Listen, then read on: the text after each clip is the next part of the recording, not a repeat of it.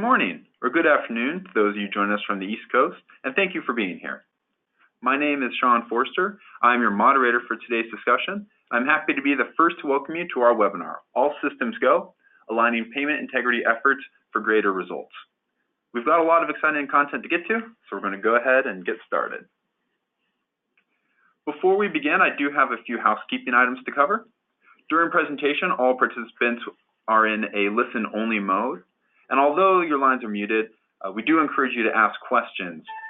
To do so, you will be able to submit questions using the windows located to the right-hand side of your screen. Type your question into the box, click send, and they'll be sent directly to me to address to our speakers at the end of our call. Should you encounter any technical difficulties during the webinar, please also utilize that same questions window to describe your issue, and one of our support staff will follow up with you to troubleshoot. So I will say that the most common issues we encounter can be solved by simply exiting and re-entering the webinar. And today's webinar will also feature polling questions. When we get to a polling question, I'll pause our speaker, read out the question, so you have a minute or so to respond, and then we'll share the anonymous results with the group assembled here. It is also my pleasure today to introduce you to our speakers. You'll hear first from Leslie Viro. Leslie manages the entire product lifecycle from strategic planning to technical activities for SCIO's payment integrity platform, SCIOMine.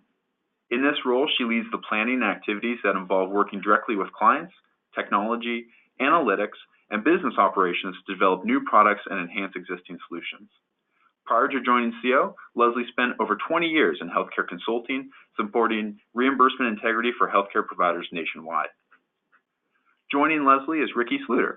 Ricky also draws from over 20 years of combined experience within criminal investigations, Medicare, Medicaid program integrity, healthcare fraud, waste, and abuse solution design, and business consulting fields.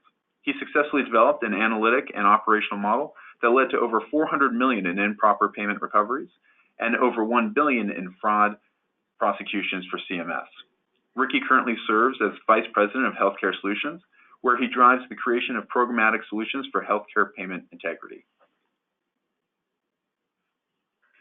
So as we started to pull together content for this webinar and discuss a unifying theme to tie it all together, we kind of came to the realization that with the ever-increasing complexity of the tasks at hand, multiple separate but interdependent departments involved under the same roof, that running an efficient payment integrity operation is a bit like overseeing a spaceflight program. And in order to work well, you need to align complex systems so they work towards a common goal, while at the same time are achieving their individually important goals. And it's a combination of your navigation system, your propulsion system, life support, and just the endless checklists that are used to ensure a positive outcome. So with kind of that theme as a backdrop, our speakers are going to guide us through the sections that are listed here. First, discussing some of the issues that currently vex payment integrity efforts, share a vision, not only how to overcome these obstacles, but how we as an industry can really foster an approach that generates transformative results. And next, they'll talk through 3 key stages that need to be optimized to get us there, and those are data management, selections, and corrective action. And finally, I will again encourage everyone to submit questions throughout the presentation so I can pose them to our speakers during our Q&A session at the end of that call. And with that, I'll step aside for now and turn things over to our speakers. Leslie? Thanks, Sean. Hello, everyone. I will jump right into it. Waste is a $1 trillion problem driven by the way U.S. healthcare is organized, delivered, and paid for. Organizations need to be aligned internally to combat improper payments and begin to break down the silos and redundancies that exist across departments. Early detection of improper billing and behaviors is key to reducing losses within an organization, this while the focus needs to remain on delivering quality patient care.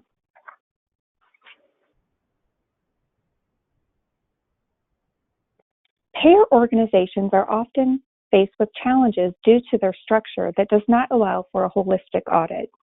Departments typically do not work together to identify improper payments, which can be characterized as an underpayment, overpayment, or misuse.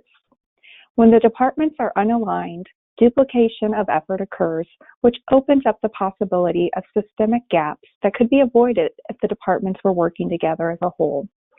Ricky, can you share with us some examples you've experienced with silos, redundancies, and blind spots?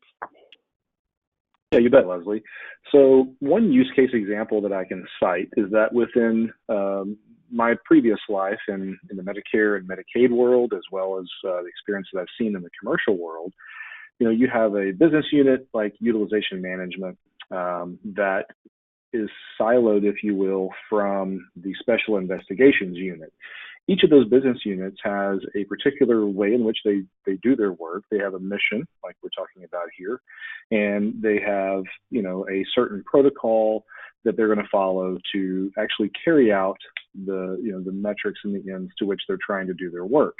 And so sometimes we can see that as a redundancy in the event that Dr. Bob, our hypothetical bad guy here, if Dr. Bob is doing something and utilization management is taking a look at his claims and maybe doing medical reviews and assessing to whether an overpayment is required, the SIU could also be looking at Dr. Bob and maybe looking at that same universe of claims, and there's a possibility that they could step on each other's toes in going after Dr. Bob, creating that redundancy. And that blind spot is also that issue of maybe not being able to properly deconflict between the two organizations internally so that they're not both duplicating efforts. And as we know through the CMS regulations, we're supposed to not do that. And so that blind spot obviously exists when we have silos, and those redundancies are going to occur within those organizations. So I'll give it back to you now, Leslie, to discuss our moonshot. Thanks so much, Ricky, for those insights. A moonshot is a difficult or expensive task, the outcome of which is expected to have great significance. A good moonshot has 3 ingredients. It inspires, it's credible, and it's imaginative. Our moonshot is to eliminate payment errors while continuously improving the quality of care received by members. In most organizations, payment integrity outcomes do not influence quality metrics, and quality outcomes don't influence payment integrity metrics. What if you were able to take outcomes and influence your payment integrity? What would happen? Quality and metrics need to be unified for optimal results in payment integrity. Bringing these 2 components together will improve outcomes. What if no one asked the question about how to get to the moon? Everything we're talking about today is a first step and must be done before we can address this.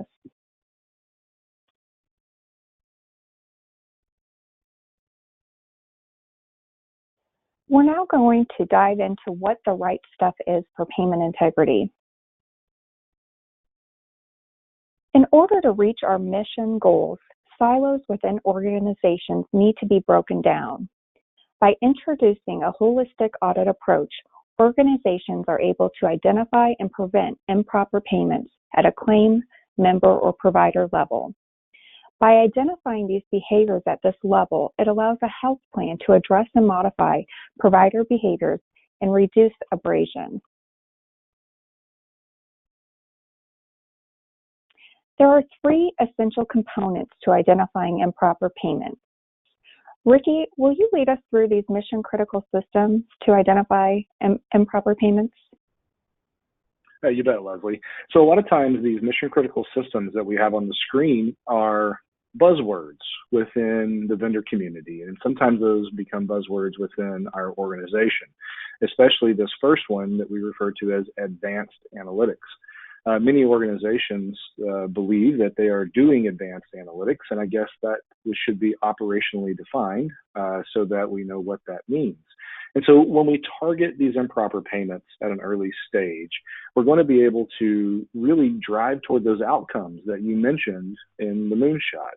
So advanced analytics is something that implies that you have a whole lot of these different misuse algorithms that are involved in actually taking the data and making sense out of the data from an analytic perspective. We're all at a different place within our organizations. Some folks are doing more rudimentary analytics, maybe using Excel as an example. Others are in full-blown solutions, and they're leveraging some IP that's been developed over many years. And so where we're at in that continuum really matters for where we want to go within advancing our mission-critical systems. When we think about these misuse algorithms, a lot of us are using business rules, and that's perfectly appropriate. Some of us are using advanced statistics, which tie into that advanced analytics model that I mentioned a moment ago. Others of us are doing things somewhere in the middle. Long story short, we need to have advanced analytics, we need to have these misuse algorithms, and we need to have the ability to do the last piece of this, which is workflow management. If we think about our use case that I set up a moment ago with utilization management and the special investigations unit, with a proper workflow management process in place, we're able to coordinate information between these two organizations so that we can effectively prevent the duplication of efforts. In a moment, Leslie, I will introduce the concept of deconfliction to discuss this further. At this point, I'll hand it back to you, though, to discuss the next set of information. Sounds great, Ricky. The next items we're going to be getting into is the countdown to data management, and how we manage data is critical. And Ricky, I believe you're going to walk us through some of these, how this data is used to identify improper payments. Yeah, you bet, Leslie. So we all talk about this explosion of data that is occurring in our atmosphere, right? We all have a lot of information coming at us. Some of us work for smaller plans, and big data is a relative term. Others of us work at large conglomerates where we've had 13 or 14 acquisitions, and this explosion of data has a whole new meaning relative to big data. Either way, we're looking at, and from an industry perspective, where we're looking at 25,000 petabytes of information, which is estimated from a data volume around the year 2020. That's next year. That is a lot of information. Most of us don't even know what a petabyte is really, right? It's a very large thing. And so when we think about this explosion of data, we really have to be thinking about how are we going to get our arms wrapped around all of this information? How are we going to do data intake? How are we going to do the entity resolutions that are going to occur across siloed and disparate data sets within our own organization and sometimes outside of our own organization? So as we ponder that for a moment, I want to ask Sean to take us through some polling questions to get a feel for where your organization is at relative to this explosion of healthcare data. Sean? Great, thank you, Ricky. And if we could go ahead and launch the poll for the audience here. Our question is just that. What is the most significant data management challenge facing your organization? So we list 5 options here that we commonly hear from folks. And again, it's just the most significant. So if you have multiple, choose your favorite. The first one being missing or incomplete data. That could be issues with data integration between systems. B, lack of new data types. So Ricky just listed on that last slide some emergent data from either new sources or new types of data, such as social determinants of health. C, relying on historical data. So that could be due to a lag in data entry. Data quality component. Example of that may be human variability in documentation practices, or either just simply difficult access. So either the systems that you're using within your departments, or perhaps information that other departments have that is either difficult or are perhaps even unwilling to share across the organization. So it looks like most of folks are submitting their answers. Looks like just about 60% or so far. So I'll give folks just another few moments here. Let's go ahead and close the poll, and if we can, please share the results. And our speakers, I'm not sure if you're able to see, but it looks like a majority of folks on the call here, 41%, state missing or incomplete data as being their largest issue, followed in second place by accessibility. So either it's not there, or if it is there, having trouble accessing it. So thanks everyone for participating in this poll. poll. We have 2 more coming up a little bit later, and I'll hand things back over to Ricky, who's going to talk through some of the challenges that we see commonly, which I think will align with what our responses were here. So, Ricky? Yeah, totally agree. I like the way that distribution set, because it kind of shows that we're all, one, thinking about our data, 2, maybe we're at different places relative to our data. I think there is oftentimes a lot of missing information, as well as data quality, and of course data access. Those seem to be the top 3, and kind of what I expected, but it's good to see that coming from the masses. When we think about moving data, from these untapped resources to a strength, we really need to think about these common data management issues. Okay, so we have variability in our claims information, especially for those who are thinking about that data quality issue. And maybe if you're at a large organization or even in a small organization, a lot of times you're just not able to maybe get your arms wrapped around all of that information. Sometimes we have null values in our data. Does that mean 0, or does that mean missing or incomplete, as 41% indicated? There's just a lot of information that's there. Also, when we think about how we do adjustment reason codes, we probably have 5,000 of those things. Maybe we rely on 4 of them. Is there a consistency across how we're doing those codifications within the data set, and how does that affect our data management in the end relative to this variability? The other side of this, or the middle piece of this here, is using historical data. Are we leveraging historical data? I tend to think about historical data within our data stores as kind of like cars at an airport parking lot. It's a lot of really expensive things sitting out there not doing anything, right? And when I think about data that's historical, I think about it being really important information that could inform our analytics if we apply it to the advanced analytic model, i.e. a predictive model. But if we're not leveraging that information, then we're not really getting the greatest insights about our hypothetical doctor, Dr. Bob. Historical trends and patterns have a lot of impact and importance on what Dr. Bob is doing today. What he did yesterday and what he does today has an impact on what he's probably going to do tomorrow. And if we can get in front of that using historical data, we're probably able to do a better job of our payment integrity measures relative to preventing good money from going out the door and then throwing bad money at it, trying to get it back. So incomplete claims data is also one of the issues that's common, as all of y'all had stated, or 41% of y'all had stated. And so we want to be able to solve that particular piece of the equation. We want to be able to get more information that is complete so that we can leverage it and we can actually apply more information to the accuracy of our analytics, as opposed to limiting it, as we have suggested here on the screen. So let's back up a second and let's think about this from a data system or a system architecture level. Now, as Sean pointed out, I'm a criminal investigator by trade and training. I am not a data architect. However, what I understand about information is the manner in which it's accessible is the manner in which we can leverage it.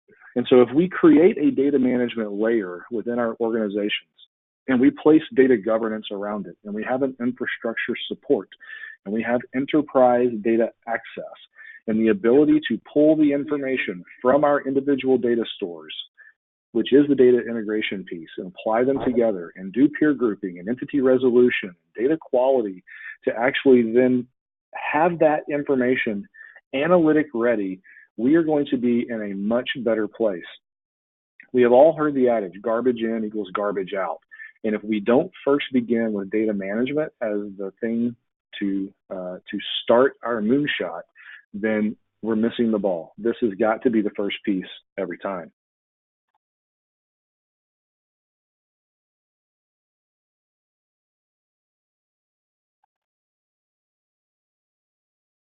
Why are you moving slow for me, guys? I'm so sorry. So when we think about some competitive advantages that we want to discuss to increase efficiency, the first one is going to be that data integration piece. We need the ability to take information and join it with other information that comes from a different data source or a different data store, and then leverage that. So we know we have disparate systems, and we know that we have information across different places, but how can we get that all into one common data framework so that we can then leverage that? And then again, we've got to make sure that we have the data quality. As I said, garbage in equals garbage out. And as some of you pointed out in the polling question, do you have the access? It's not enough to just clean the information up and put it in one big place. Does everybody who needs access to that information also have the ability to access it and then actually get some good information out of it?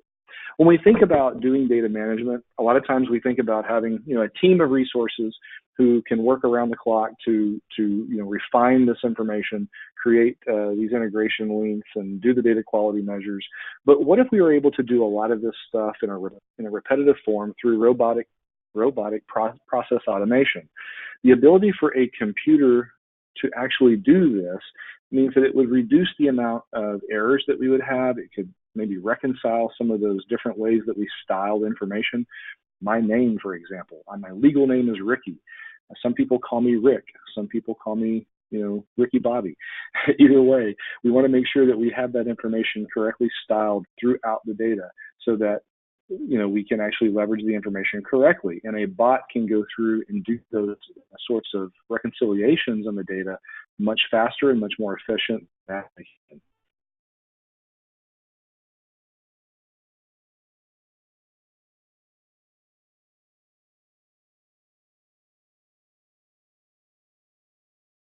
So forgive me again for that lag, guys.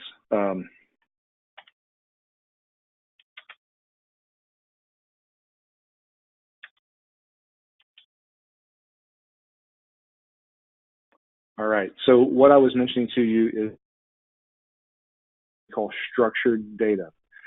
What I'm going to talk to you now is around unstructured data. Unstructured data is information that we have in case notes, information that we would have in medical records, and the ability to leverage unstructured data the same way we gather that claim level or structured data is very important. And we have a process that we use. It's called natural language processing. There's also a concept around natural language processing, or NLP, that's called NLU, which is the understanding of that information.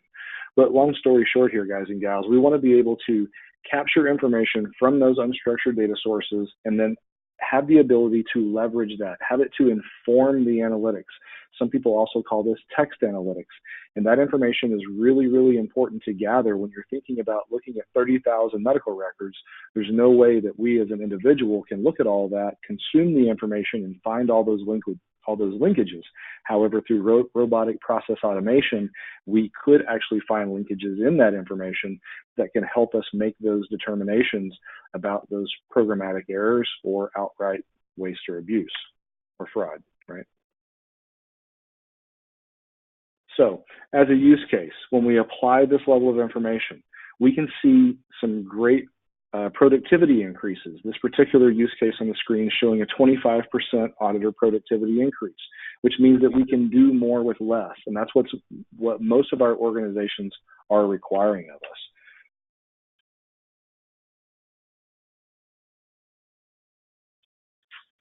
The ability to transform this information into actionable insights is our end goal, right? We want to be able to increase our hit rates, reduce our false positives, which in effect is going to reduce the amount of provider abrasion that we receive. We all know that we don't want to catch a good doctor and accuse him or her of doing bad things. So we want to find those proverbial needles in the haystack and do it the right way the first time so that we can get those dollars back that have been lost organizationally. So let's talk about selections, because I mentioned the needles in the haystack. And let's see, how are we going about doing that? I would submit for consideration that a lot of organizations out there are being hamstrung by manual processes. A lot of us are doing what I refer to as a one-off deliverable approach, where you have one logic set that you apply across an entity at a time, i.e., you do things like DRG audits or RUG audits, and you're applying this inpatient logic across your facilities, and you're trying to figure out, who are your audit targets that you want to go after. Same is true with outpatient, and the same is true with professional logic. The problem in doing it this way is that a lot of times we're coming back up with some low ROI per entity formulas because we're using old methods to attack new schemes, and we're just not necessarily finding everything. It's also a pretty inefficient process, not only for a vendor like us, but for an organization like your own. To do this in a manual way without applying a lot of those robotic process automations that we spoke about a moment ago, or the automation process within the selections. And by and large, doing it this older-fashioned way, we're always going to have missed ROI opportunities. That means that we're having good money leave the organization that we're now going to have to chase after. What we would like to submit for your consideration is the automation approach, which is risk-based.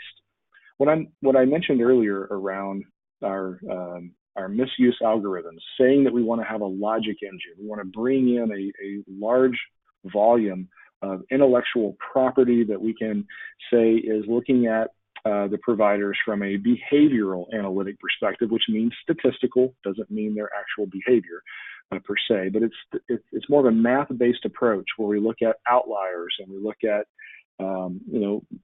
some how they align back to their peer groups.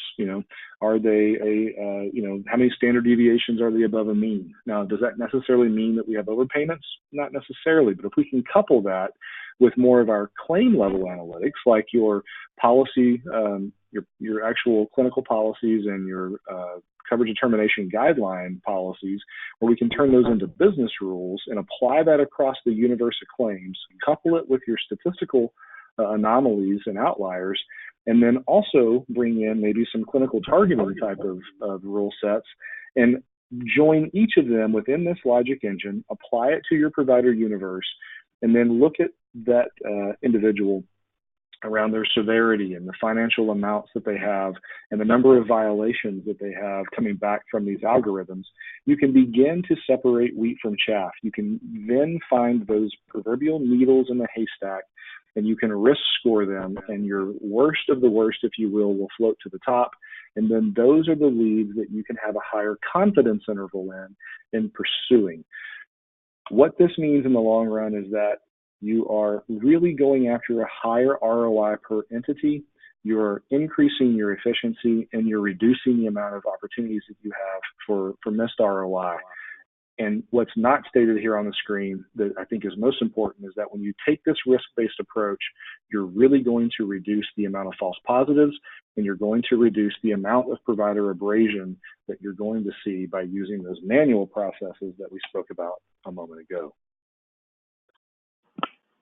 Thanks, Ricky. And that actually brings us to our second polling question of the day.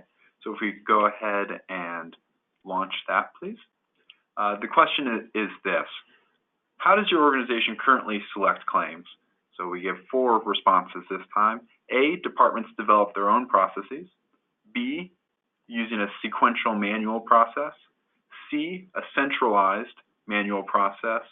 Or D, a centralized automated process. And as you select your response, I'll invite Ricky to share any examples of one or more of these that you've come across in your experience.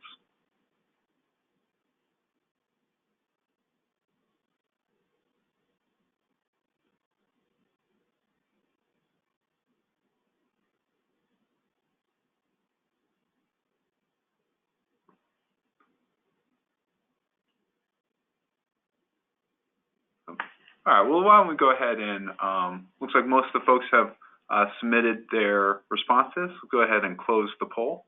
If we could share the results. It appears that, perhaps not unsurprisingly, there's a majority that where departments are using their own processes. I think that's, the most typical one that we see, but, maybe a little surprising that 30% use a centralized automated process. I don't know if that would be what you would expect, Ricky and Leslie, to be so many that fall into that 4th category. So Sean, I'll comment there and say that, oh, okay, sorry, Leslie, I didn't step on you. No, go ahead, Ricky. I was going to say that for me, that's not overly surprising. What I've seen in the industry, I've been in 35 U.S. states and 7 countries doing this kind of work, and it seems like it's the haves and the have-nots. A lot of us are doing things either manual or through a solution, and there's not a whole lot of in between. At least that's been my experience. Leslie, I think maybe you had a perspective that you wanted to share too. For me, it's kind of surprising. I don't have that global experience that you have, Ricky. So to me, that the response, the second most, was kind of surprising to me. I will go thank ahead you everyone for participating on the second poll. We do have one left at the end, but I'll turn things over to Leslie, who's going to discuss a little bit how claim selection has evolved over the years. So, Leslie? Yes. Thanks, John. Thanks, Ricky. So selections are continuing to evolve, as John mentioned. Looking back, selections were focused on selecting claims based on a high dollar threshold. Our current state is to select a claim based on the likelihood of an error on the claim. We now have the opportunity to select claims based on provider history and outcomes by identifying what is the best solution for correcting an error, which can be education through provider behavior modification.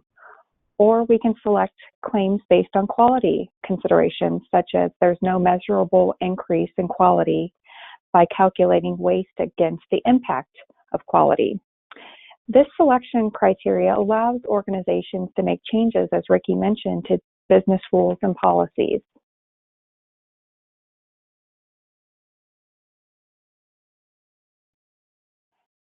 Using a subset of data sources allows organizations to track behaviors, demographics, clinical factors, quality, utilization, and risk.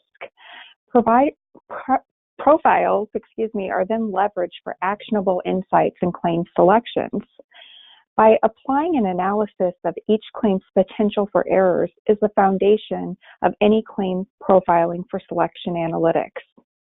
By establishing a library of queries, you're able to determine the accuracy of claims across many audit concepts. It's then essential that the queries are constantly being created, refined, and retired by subject matter experts based on market trends and audit feedback loops. Provider profiles provide an understanding of who submitted the claim and focuses efforts away from trustworthy provider sources and allows us to focus on providers that are more error-prone or lesser known. The profiles can contain a rolling analysis of the providers, including their appeals and findings rates. Member profiles provide a better understanding of the member covered and helps identify inappropriate services or behaviors.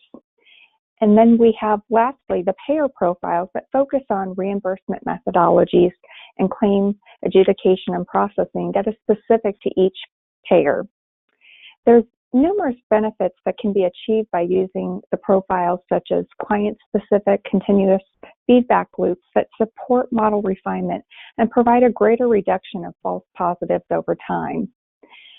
Provider abrasion can be reduced by fine-tuning selection sensitivity based on error likelihood and dollar amounts to match the payer-specific requirements. Profiles also allow us to pinpoint underlying problems, process gaps, and inefficiencies through claim error pattern analysis. And then new concepts should be developed based on CMS payment regulations and client-specific rules that will help identify suspicious behaviors.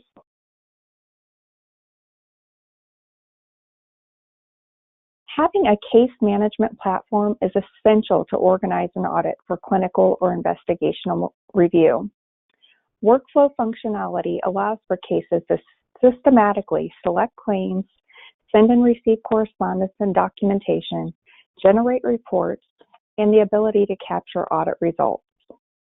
A workflow tool is a vital component to manage the entire life cycle of the claim review. It is important for the platform to be able to segue to different departments or programs to eliminate those blind spots we've discussed. As an organization, you need to consider if you want to manage your entire workflow or only parts of it in-house. Other options are to partner with a company like SCIO or institute an off-the-shelf workflow application model. The bottom line is, in order to successfully manage the claim audit process, you need transparency to see what is being done and prevent work from being siloed.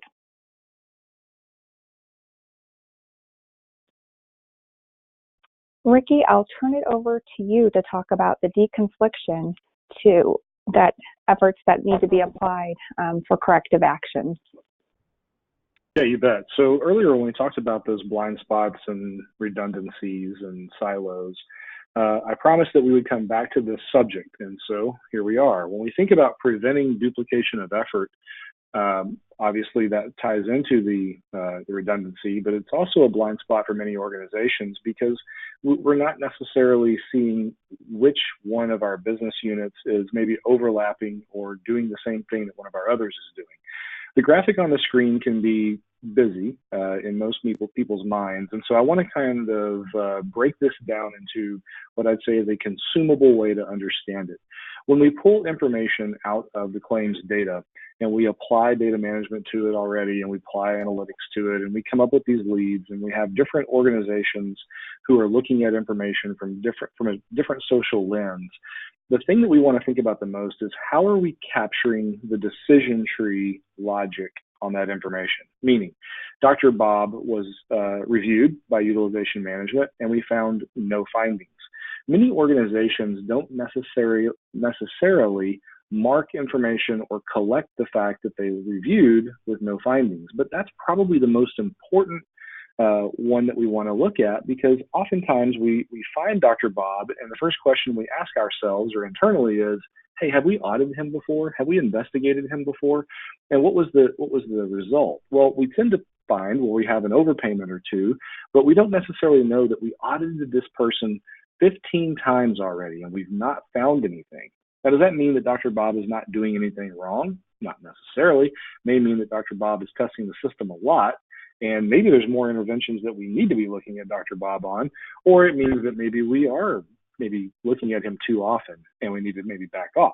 But either way, we need to be capturing these, overpayment identified, reviewed, no findings, is it an SI referral, and have the ability then to not only mark that information within our data set so that we can see the fact that, hey, I'm an SIU and utilization management is actively looking at Dr. Bob right now. I need to coordinate with them to make sure, one, I don't step on their toes so we can deconflict, and two, find out what it is that utilization management is looking at, and is it a more important function than what our SIU is going to be doing, or is the SIU function more important, and who should stand up and who should stand down? And so this deconfliction process, when you build it into an analytic solution, can be very, very rich and valuable to the organization because it will help you to not only deconflict with your internal business partners, but I've also seen this done where you can deconflict with your external business partners, and you can really do a good job of not stepping on each other's toes. All right, so when we think about this from our organizations, right, we have multiple feedback loops. And whether it's subrogation or data mining or clinical auditing or SIU, as I mentioned a moment ago, we want to pull that information, that decision tree logic, feed it right back into those profiles that Leslie spoke about, as well as to the data itself, so that we can continue not only learning from that, but applying that historical data that I spoke to you all about earlier, where sometimes we're just not capturing that and applying it to today's information so that we can predict tomorrow's actions. That's the end goal, is to leverage this information so that we can get valuable insights and help to improve outcomes for our members.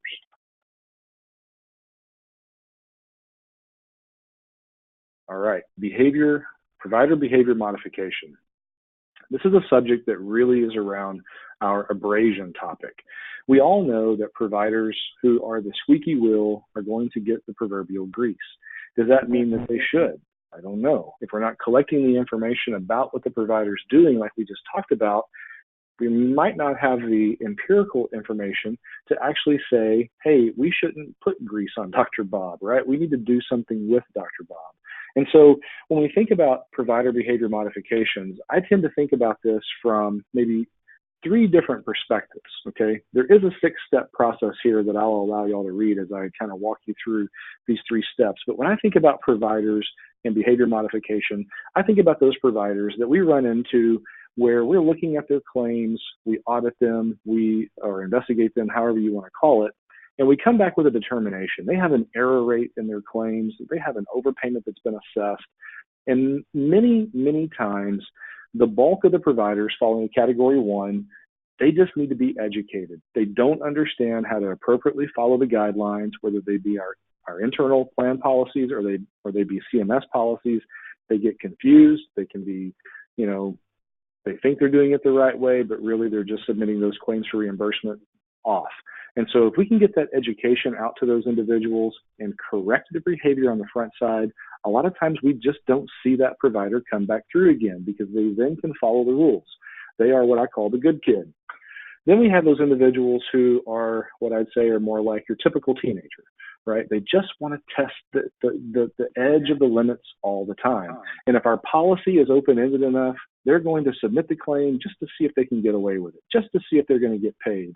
And a lot of times we can educate those providers and they're going to be the ones who push back and say, that's great that you educated me, but really the policy allows me to do it, so I'm going to keep doing it, right?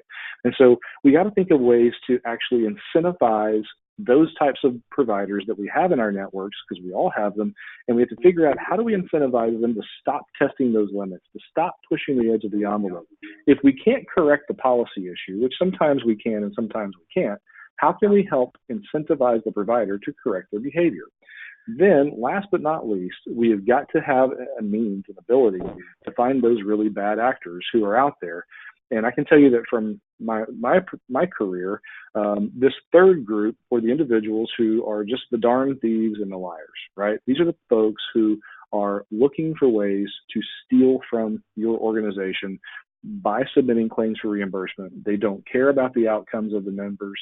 They don't care about the overall health or quality of that health for the individuals. They're looking for mad money through these claims for reimbursement.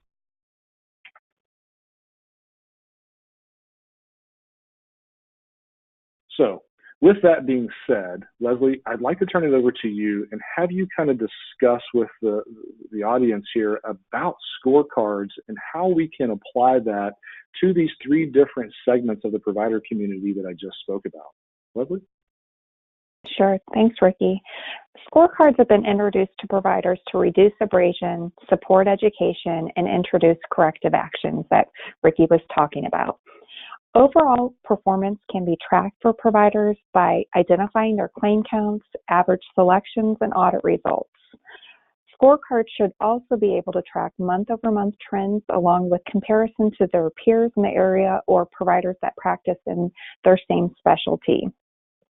Using peer comparisons, payers can identify billing and reimbursement trends that can be leveraged for contract negotiations. Through visualization, the provider can see their performance, which opens up the door to modify provider billing behavior by instituting an approach that is often referred to as gold card or red flagging.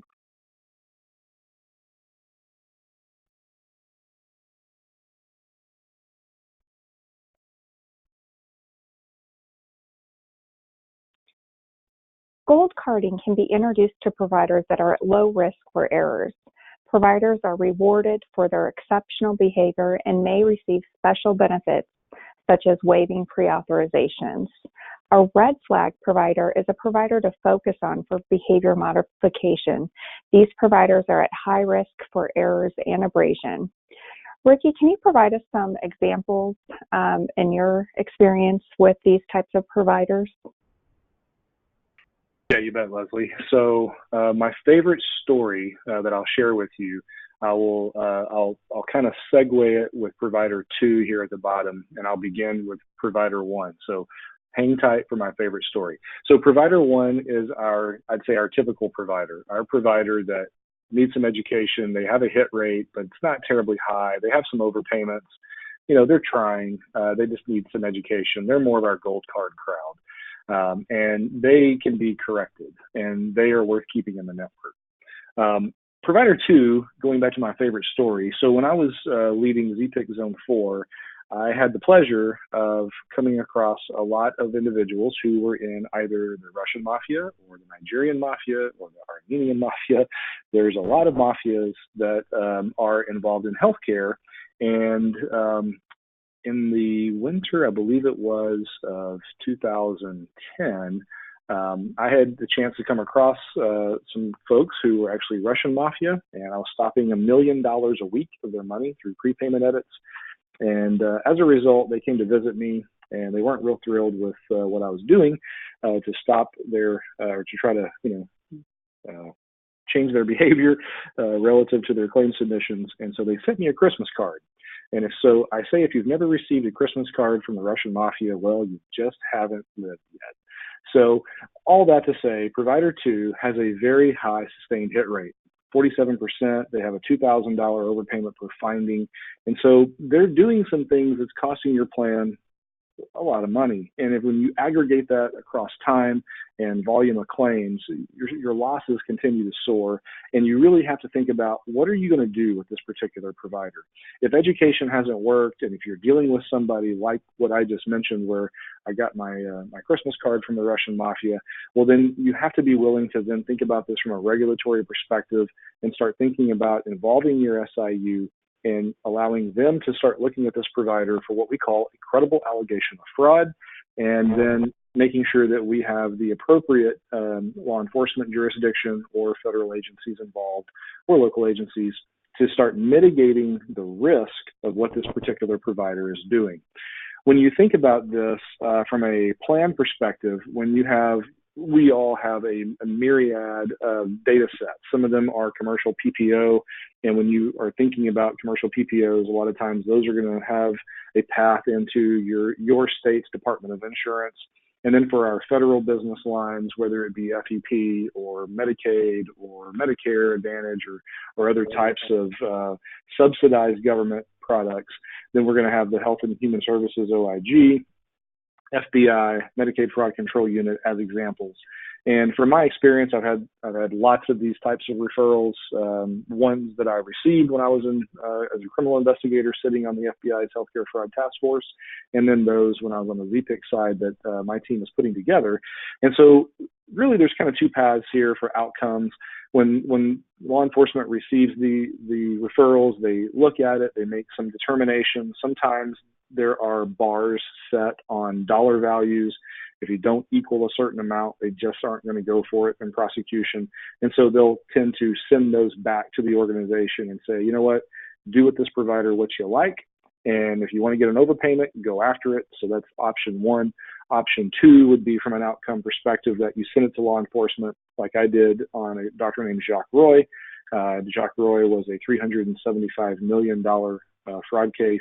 There were 78 home health agencies. When we submitted that over to HHS, OIG, FBI, Medicaid Fraud Control Unit, they notified me very quickly and said, how about you don't do anything else?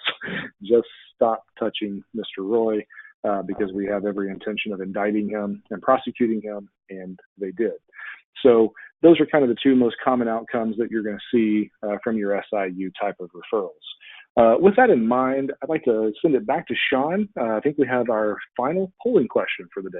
Sean? Yes, we do. Thanks, Ricky. And had I known that story, I maybe would have polled the audience who else had received a Christmas card, like you described there. But so missed opportunity there. But if we go ahead and launch, our third question is, our speakers have talked through kind of those three key stages that need to be optimized to achieve our goal of aligning stakeholders and achieve greater results. And our question is, what stage would you have your organization focus on, given what you know about your processes that you use?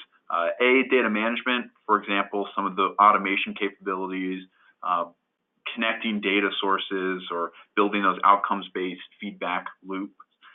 B, selections, that could be some of the building profiles that Leslie covered that are the foundation for running advanced analytics against. Or C, innovative solutions. So for example, those provider behavior modification levels that we just talked through, be it education, incentive, or penalization programs, or SIU referrals. So I want to make sure we get enough time for some questions in the Q&A, so give folks just a moment here to submit their responses before we go ahead and close the poll and share the results. So last few seconds.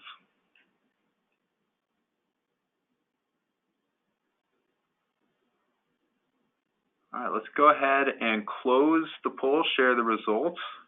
Interesting breakdown here. We had over 100 responses here, and it's pretty well split 40% data management, 40% innovative solutions, and 20% selections. So kind of a mix of stages here for the group. So thank you again, everyone, for participating on those polls. I'll go ahead and turn things over to Leslie, who's going to complete our debrief, or complete our presentation, rather, by going forward with a debrief of what we've covered today. So Leslie? Thanks, Sean. As we debrief this mission, it is essential that the walls within our organizations are broken down to allow us to focus across departments. It's critical systems are in place to target improper payments and behavioral patterns. And by deconflicting multiple data points, it allows organizations to refine selections and improve outcomes.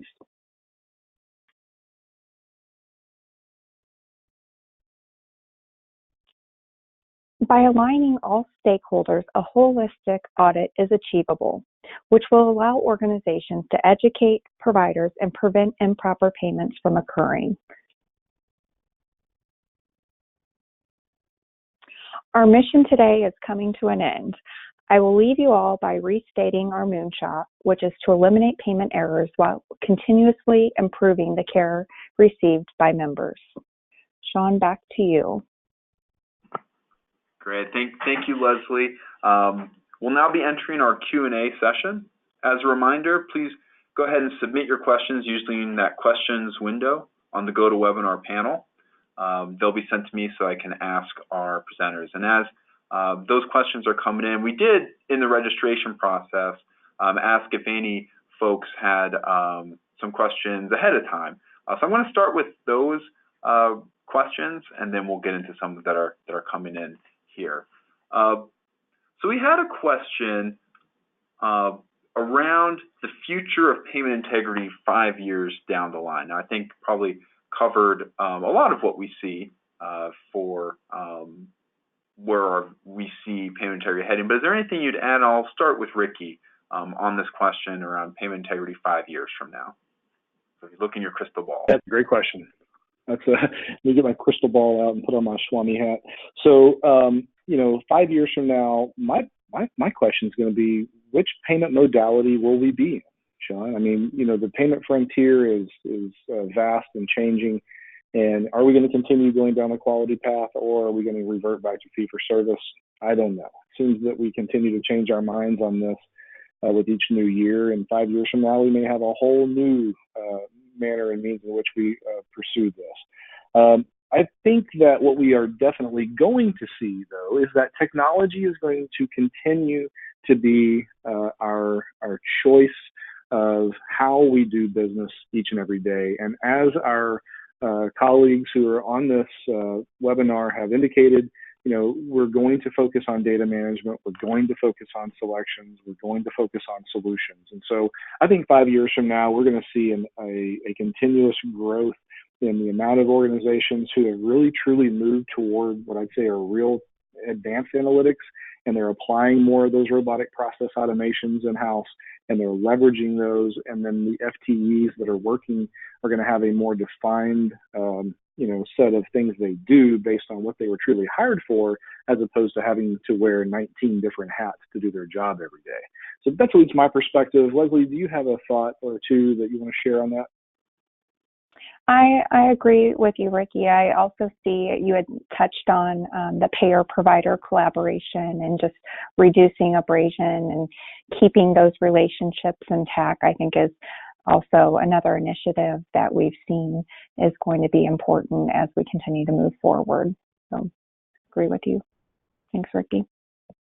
All right, so another question that we have coming in is, so there's these three areas. There's the data management, there's the selections, and there's the kind of the corrective actions.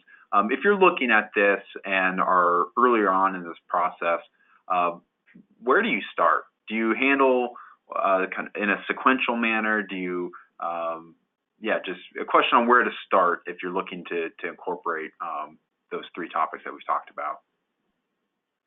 Yeah, Sean. So my advice would be, where are you? It's kind of like a health checkup. If I go to the doctor and I'm lean and mean and the doctor doesn't have to put me on any meds for high blood pressure and that sort of thing, I'm in a different place than someone if I go in and I'm not lean and mean and I need certain medications. So I think it's a self-assessment that has to be done first, and ask oneself, where are we organizationally and what is our mission critical systems? Where are we trying to go? But sequential is what I would recommend. If you haven't already gotten your data house in order, you've got to get your data house in order, because it doesn't matter how many advanced analytics, misuse algorithms, workflows, or other advanced solutions that you bring in, dirty data will produce dirty outcomes every day of the week. So for me, it's data, then analytics, then services. Leslie, thoughts there? Couldn't agree with you more. We did get feedback that they're mostly leveraging Excel, and I don't know if this gets too into the weeds, and maybe we can schedule a follow-up conversation, but thoughts around leveraging data lakes as part of the data management solution. Yeah, data lake is, for those who are using data lakes, that's it's pretty advanced. That just means you have, for those of you who aren't necessarily familiar, you have a lot of information that is readily available to you in what we'd say is one place, and it's a great thing to have. Most of our organizations are struggling with data marts and enterprise data warehouse, much less a data lake. But if you can have the resources to create the data lake, and you have the ability to get the data access into the lake, as well as all of the data management tools that are required to do your integrations relative to those different data stores within your lake, then you're only going to have a higher rate of success than those who aren't able to leverage that much data at one time. Those can be overwhelming at the same time, so it's one of those, buyer beware. Be ready for what it is that you procure. Hopefully I answered that question, Sean. Yeah. And we can follow up with the asker here if they have any additional questions. Question that I can answer, will this presentation be shared or shareable? I should have mentioned at the top in the housekeeping if I didn't. We have recorded our session today, and as part of our follow-up for anyone who registered. So if you had a colleague that registered and wasn't able to attend, they'll be receiving a recording, as well as anyone who did attend, if you happen to want to rewatch or share it with others in your organization. So we will be providing a recording of today's webinar. I have a question around prepayment. This organization seems to have that as a focus area, and how this, what we talked about today, either fits or doesn't fit into a prepayment approach. This approach can fit a prepay or a post-pay approach, so it's interchangeable. The industry is moving to prepay. It's hard to chase dollars after they've been paid. So my suggestion would be to continue to move things forward in the prepay fashion. And I imagine a lot of the automation stuff that Ricky talked about would actually be even more appropriate and critical in a prepayment approach where time is of the essence. Oh, absolutely, yes. Yeah, Leslie, I agree with that. And Sean, I agree with your points. Doing prepay is, it can be a challenge. Near real-time decision-making is difficult, but something that can be very rewarding for the organization as well. And I would say that as you think about prepay, for those who really want to move that direction, let your post-payment decisions be historical data, and let that inform the whom on your prepayment list.